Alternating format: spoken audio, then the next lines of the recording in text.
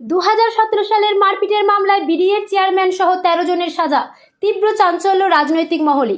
2017 সালের এক মারপিটের ঘটনায় বিডিএর চেয়ারম্যান, পঞ্চায়েত সমিতির পূর্ত কর্মাধ্যক্ষ ও স্থানীয় গ্রাম পঞ্চায়েতের প্রধান সহ মোট 13 জন আসামিকে সাজা শুনিয়েছে বর্ধমান আদালত আজ শুক্রবার মধ্যাহ্নে। আদালতের এই রায়ে পূর্ব বর্ধমান জেলা রাজনীতিতে তীব্র আলোড়ন সৃষ্টি হয়েছে। সাজাপ্রাপ্তদের আত্মীয় স্বজনরা কান্নায় ভেঙে পড়েন। সরকারি আইনজীবী সূত্রে জানা গেছে, বিডিএর চেয়ারম্যান ও বর্ধমান 1 নম্বর ব্লকের তৃণমূল সভাপতি কাকলি গুপ্তকে শারীরিক অসুস্থতার কারণে 3 বছরের কারাদণ্ড ও 5,000 টাকা জরিমানা করা হয়েছে। অন্যদিকে পঞ্চায়েত সমিতির পূর্ত কর্মাধ্যক্ষ তথা তৃণমূল যুব সভাপতি মানস ভট্টাচার্য, গ্রাম পঞ্চায়েতের প্রধান কার্তিক বাগ সহ বাকি 12 জনকে 10 বছরের কারাদণ্ড দেওয়া হয়েছে। সাজাপ্রাপ্তরা হলেন Kakali Gupta, Anup Kumar Mondal, Manas Bhattacharya, SK Chandu, SK Jamal, Kartik Bag, Ganesh Bag, Anil Bag, SK Muktar, Sanjeev Prasad, Shambhu Singh, Atikul Rahman ও সজল শর্মা। আসামি পক্ষের আইনজীবী বিশ্বজিৎ দাস জানান, কাকলি গুপ্তের জন্য বেল পিটিশন করা হবে বর্ধমান আদালতে এবং বাকিরা উচ্চ আদালতে আপিল করবেন। সরকারি আইনজীবী হরিদাস মুখার্জি জানান, কাকলি গুপ্তের শারীরিক অবস্থা বিবেচনা করে আদালত তার ক্ষেত্রে 3 বছরের কারাদণ্ড ঘোষণা করেছে। তৃণমূল মুখপাত্র প্রসেনজিৎ দাস জানিয়েছেন, এই মামলায় আহত ব্যক্তি এবং সাক্ষীরা কেউই অভিযুক্তদের চিনতে পারেননি, তা সত্ত্বেও আদালত এই রায় দিয়েছে। এ বিষয়ে আমরা কিছু বলতে চাই না। এই রায়ের ফলে রাজনৈতিক মহলে ব্যাপক চাঞ্চল্য তৈরি হয়েছে এবং আসামি পক্ষ উচ্চ আদালতে চ্যালেঞ্জ করতে চলেছে বলে জানা গেছে।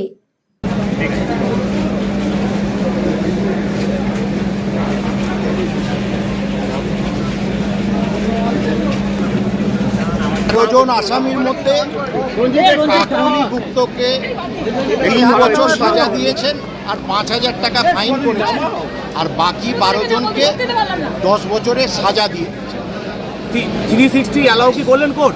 না, 360 অ্যালাউ করেননি, 360 অ্যালাউ করেননি, কিন্তু যেহেতু 3 ইয়ার্স আছে তার জন্য আমি বেল পিটিশন করবো না। আজ কি করবেন? আজ কি করবো? এই আদালতে না জাজ কোর্টে? এই আদালতেই করবো। হাইকোর্টের কোনো কিছু যাবার কিছু সিদ্ধান্ত কোনো কিছু সেটা পরের ব্যাপার। না, যাদের 10 বছরের ক্ষেত্রে সাজা হয়েছে তাদের ক্ষেত্রে কি উচ্চ আদালতে যাবেন?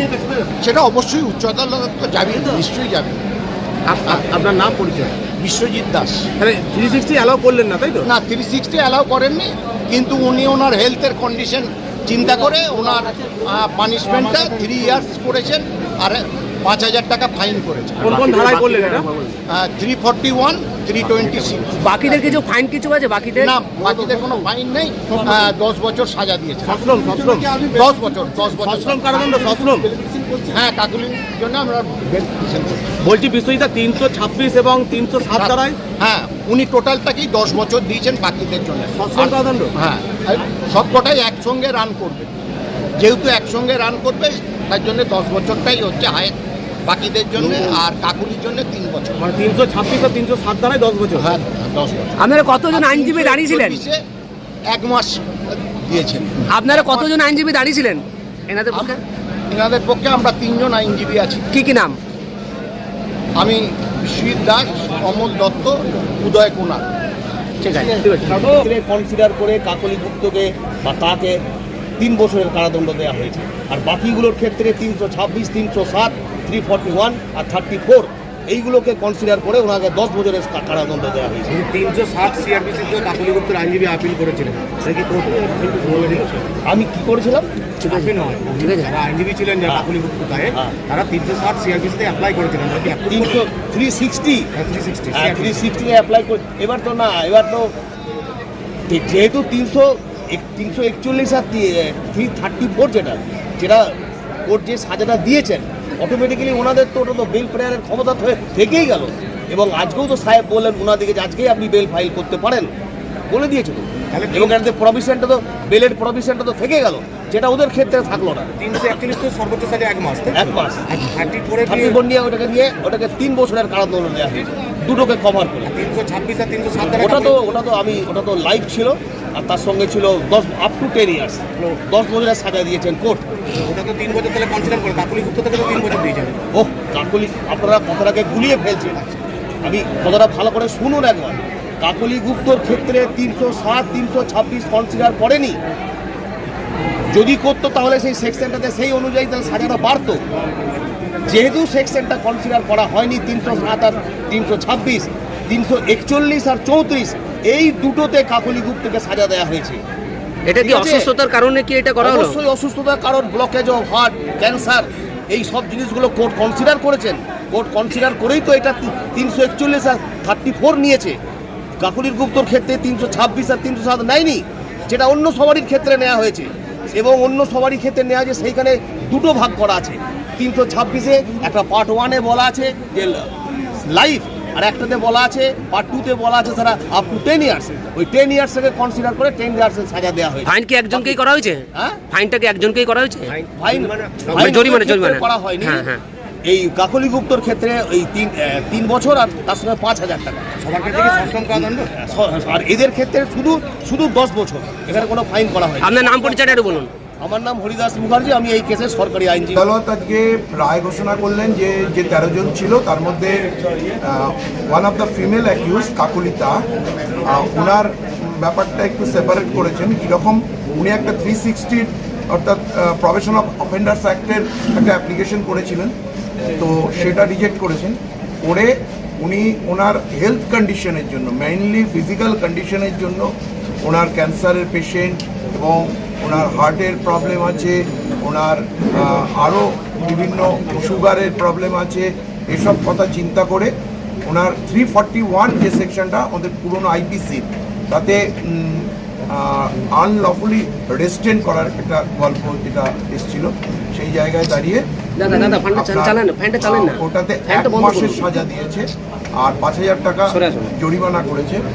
আর at the same time capital punishment মানে যেটা ক্যাপিটাল সেকশন ছিল 326 এবং 307, সেখানে উনি কাকলি তার ক্ষেত্রে শুধুমাত্র সেটা 3 বছরের সাজা ঘোষণা করেছে। আর আদার্স যে 12% আছে অ্যাকিউজড, তাদেরকে ওটা 10 ইয়ার্স পানিশমেন্ট দিয়েছে। আর সেক্ষেত্রে একটা অ্যানোমালিস রয়েছে, আমি জাজমেন্ট হাতে না পেলে বলতে পারবো না, কারণ কাকুলি দায়ের প্রোনাউন্স করার সময় দুটো সেকশনকে একসঙ্গে করে ওই ফাইনের ঘোষণাটা করেছিলেন। এবার জানি না এটা এদের ক্ষেত্রে ফাইনটা ইম্পোজ হয়েছে কিনা, এটা আমি জাজমেন্ট দেখে বলতে পারবো। তবে ক্যাপিটাল পানিশমেন্ট বলতে এই সেকশনগুলোতে লাইফ ইমপ্রিজনমেন্ট ছিল, সাহেব বলেছেন যে না, সেই জায়গায় আমরা তাদেরকে লাইফ ইমপ্রিজনমেন্টে যাচ্ছি না, আমরা ওই সেকেন্ড চ্যাপ্টারে যেটা আছে up to 10 years, May extend two 10 years, ওই 10 ইয়ার্সেই সাজা দিই। এখান থেকে কি আপিল করার কোনো ব্যবস্থা করছেন না? আপনারা হাইকোর্টের জন্য কিছু চিন্তা ভাবনা করছেন? না, আমাদের তো অ্যাপিল তো হাইকোর্টেই করতে হবে, অনারেবল কোর্ট করতে হবে, এবং আমরা হাইকোর্টে খুব শিগগির অ্যাপিল করব। বলছি কাকুলিদাকে 326, 307 ধারায় 3 বছরের কারাদণ্ড দিল, হ্যাঁ। আর বাকিদের হচ্ছে 326 এবং 307 তাদের ধারায় 10 বছরের। আর 5,000 টাকা যেটা ইয়ে করেছে, দিতে বলেছে, ওটা কি 341 ধারার মধ্যে? যখন 341-কে উনি অ্যানাউন্স করলেন, তখন ওই ফাইনের ঘোষণাটা করেছেন। এবার আমি জাজমেন্টটা হাতে না পেলে আমি সেপারেট করতে পারবো না যে কোনটাতে কি হয়েছে। একই কেসে ভাগ করার কারণটা কি, মানে 5 বছর না, বা 3 বছর? অ্যাকচুয়ালি কাকুলিতার ক্ষেত্রে ওই যে ওনার অসুস্থতার, ওনার মেডিকেল গ্রাউন্ড, এবং মেডিকেল মানে কি, উনি খুব সিভিয়ারলি উনি মানে কি বলবো অসুস্থ, কারণ ওনার ক্যান্সারের পেশেন্ট, ওনার কেমো হয়েছে বা আদার্স যে সমস্ত থেরাপি সেগুলো চলেছে, এবং রিসেন্টলি বোধহয় আগস্ট মাসে ওনার আবার ওই টাটা মেমোরিয়ালে আবার রিভিউ আছে, ফলে সেই দিকগুলো কনসিডার করেছে, প্লাস একজন ফিমেল। তো আপনার নামটা একটু বলুন। বলছি যেহেতু ইয়েটা কাকুলি বছরের সাজা হলে সেই কোর্টের পাওয়ার আছে যে বেলে মুক্তি দিতে পারে। আর ন্যাচারালি কাকলিতা নিশ্চয়ই ওনার লয়ার তিনি আছেন, তিনি দরখাস্ত করবেন এবং হয়তো কাকলিতা জামিন পেয়ে। আপনার নামটা একটু বলুন। আমার নাম কমল।